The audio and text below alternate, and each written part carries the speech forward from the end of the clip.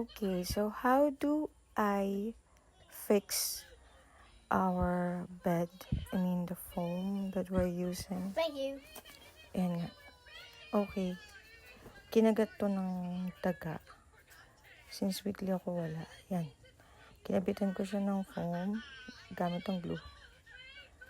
Okay, yan. Pinatuyo ko siya. Then yan.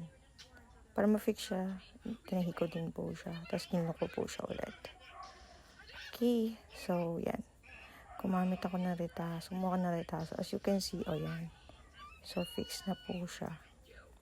Tuyo na yung glue. Okay? So, ito pong yan. Then, tinahiko po yung retaso dyan. Okay, kung mapapansin nyo, basa siya. Kasi po, pinunasan ko siya ng wipes. Kasi, marami na siyang alito po. Halos din namin nagagamit tong kutsyon na to.